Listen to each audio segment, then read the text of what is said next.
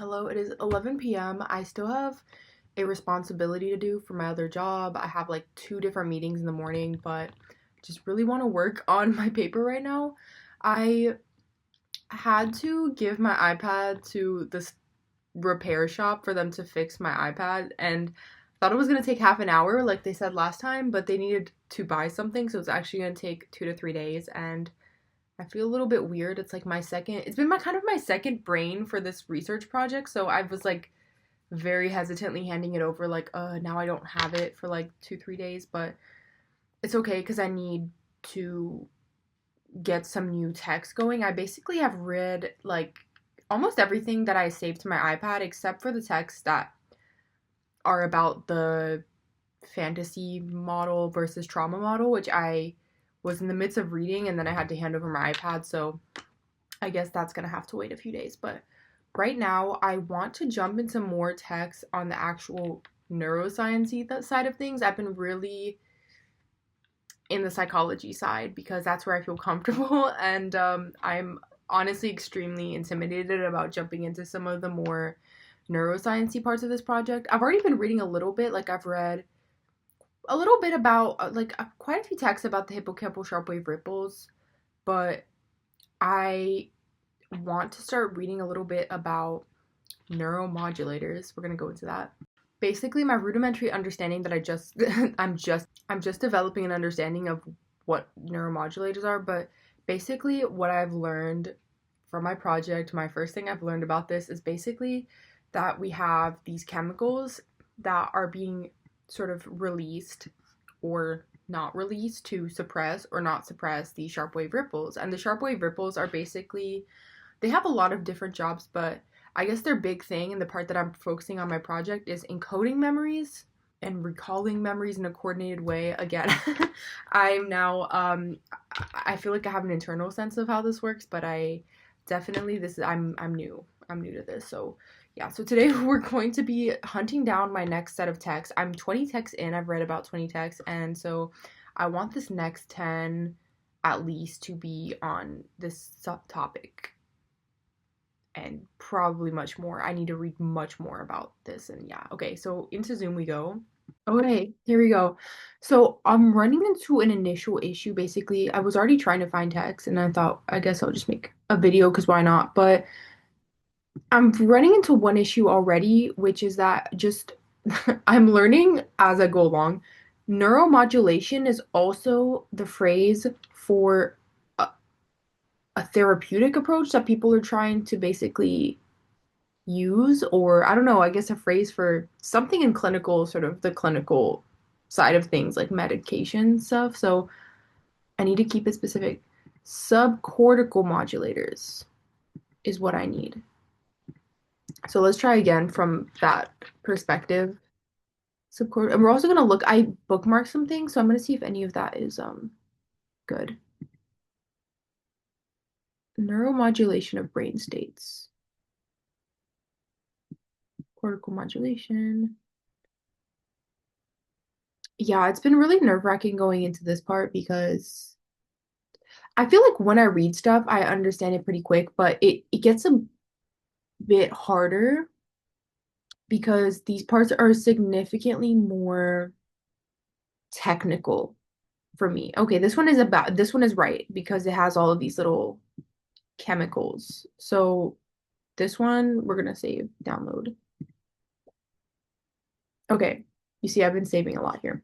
Yeah, I think I really understand well like the concepts, I guess. I really understand the concepts of everything that I'm doing. I understand abstractly like the ideas, and I just have a good abstract sense of what's happening when I read things like this, but I never saw myself as a science person, so I get a little bit, I think my brain sort of short circuits when I see some of these words and I just get nervous. And also numbers, when I see numbers, I'm like, what? No, I don't know. I just get nervous.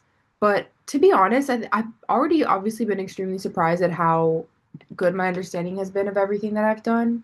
And so I've been trying to just tell myself to just have blind faith and just keep on reading and keep believing that I'm gonna find what I need to find because, yeah, I don't know. I've been reading some pretty technical stuff and I don't understand everything all the time, but I've been able to navigate it, I would say pretty well. I'm gonna give myself that pat on the back for having never learned about neuroscience before the last 2 years and never learning it in school. I want to learn it in school so bad. I actually applied to a neuroscience program, which is on just to see if maybe by chance I would get into a master's program. And nope, I was rejected as expected, but it's kind of sad because I really have such a desire to learn. It's kind of hard once you get to a certain point in your academic journey and it's like you now people have already pegged you into a certain field. It's like, I don't know. I'm the one paying for it. You get me? It's like I'd be the one paying for the program, but they still have to have faith that you, I guess, do well in the program. So they're not going to let you into their program. It's like, why? I want to learn this, and I don't know. So I just have had to learn myself and just hope for the best. But yeah, it's a bit sad. I think it would be if I learned this in a school setting, like if I were to actually learn this in school, I think that I would pick it up really quick because I've been picking it up really quick by myself. So why not, right? And I've just had the desire to learn. Like I want to learn what all of this means. And I keep envisioning myself in the future. Let me see if this is relevant really quick. Yes, okay. Um, yeah, this seems like it could be good. But anyways, um, yeah, I don't know. I feel like I just imagine myself in the future knowing these terms and like knowing what I'm like being able to navigate these kinds of texts well, and like excites me. I don't know how I'm gonna get there per se. I don't know. What do I have to do? Do I have to get a I'm about to get my master's in psychology, and then can I apply for another master's in neuroscience? Do I go for a bachelor's? How do I get there? Is my like my little question. It's like, what do I do? Yeah, it's just so hard when you've gone. It's hard to make a jump from comparative literature and societies to neuroscience. Like, how? But it sucks because I'm like, why am I randomly extremely talented at this? I don't know. It's really random. I was just thinking today, like, what am I even doing? Like, if you had told me that I would be doing something like this, like, I don't know, 4 years ago, I'd be like, what are you're crazy. Like, what are you even talking about? And now here I am, like, doing this randomly extremely complex project. This is exactly what I just downloaded. And it's been pretty cool. Like, I don't know, I think it's just been a new side of myself that I didn't ever envision. Like, never in 1 million years would I have envisioned myself doing anything of this nature. And now it's like everything to me. Like, I love it. I want to do it all the time. But unfortunately, yeah, I just didn't do it from an early age. And it kind of sucks when you think about it because I don't know, it's like now I have the life experience to see why this would be relevant to me, and I have the life experience to know I'd want to do this. I feel like the education system sucks because it depends on you knowing from such an early age that like this is you and like you're gonna want to do this, and like it depends also so much on people telling you that you have the potential for something and sort of you know what I mean? Like it there's so many external factors that contribute to this. I also like we don't learn neuroscience in high school. So I don't know how like people I guess just know they want to do this. I was never exposed to this. Why would I be? So how would I know that I'm gonna be randomly extremely good at this? How would I ever have known? I don't know, but it's kind of crazy. And I don't know, I kind of think I needed the comparative literature degree for some reason. Like I feel like going the humanities route gave me the critical thinking skills necessary to do this and also gave me the academic confidence necessary to navigate these kinds of like just anything. But it's kind of random. It's like why am I even doing this? It's crazy, but yeah, I don't know. It's kind of crazy just finding a like just a really bizarre talent. Like I don't know, like I wasn't this is just so random to me. But anyways, I also need to learn about long-term memory. That's another one that it's like, okay, it's going from hippocampal memory into the long-term memory. I don't actually remember right now. There we go. This sounds good. See, I feel like it's a lot of my humanities sensibilities dictating how I'm navigating this project, to be honest, because I feel like a lot of it has been me picking up on concepts through language. Like, I don't know. And then I'm good at being like, okay, like the suppression thing, it's like, okay, suppression. I don't know, like I just feel like it's taken the humanity sensibility for me to navigate this. It's not because I'm a pure STEM person. I don't know, you know what I mean? I feel like it's like a marriage of both parts of me that have gotten me here. I'm not gonna lie though, I do think there's a gender element to it. I don't know like exactly. I don't know if it's first of all gendered coming from me, I guess that I didn't really delve into this at all from a younger age, but maybe not. But I will say, I mean, it honestly makes perfect sense for people not to accept me, but at the same time, I don't know. I don't know. I feel like yeah, there is some element of I think if I was a guy, I would have people would take me more seriously when I try to talk about my ideas.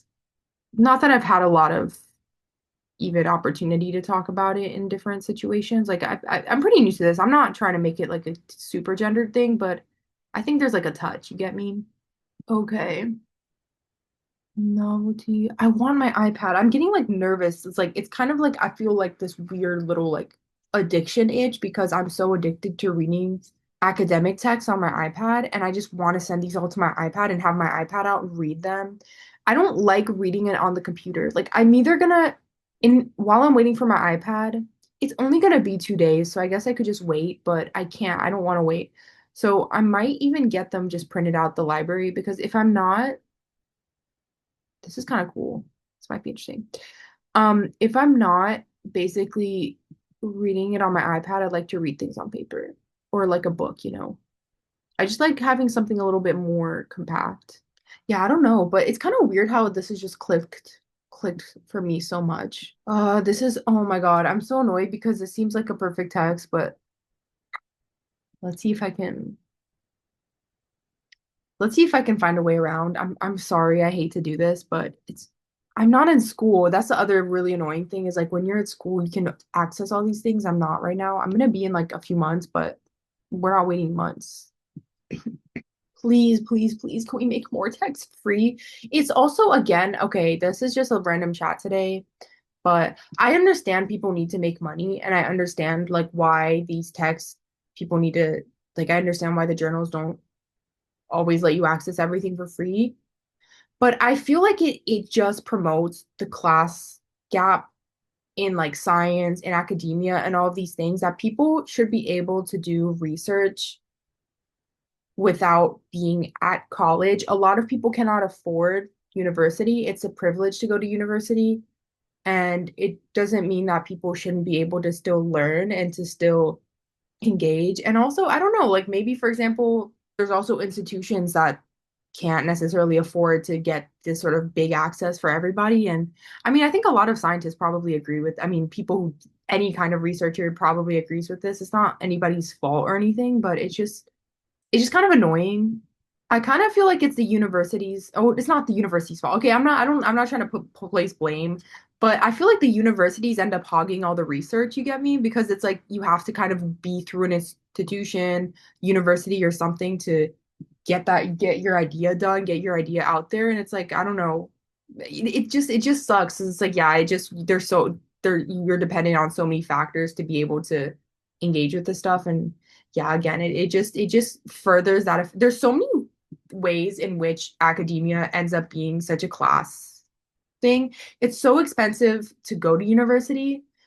First of all, you have to be at a university to research these kinds of things sometimes because it's really hard to basically even look. Most of the text I'm reading, I have my ways, but I'm gonna be honest, it's like until I found my way um, I wasn't able to read. I was struggling. I was having to ask my friends to send me research articles because I couldn't read anything.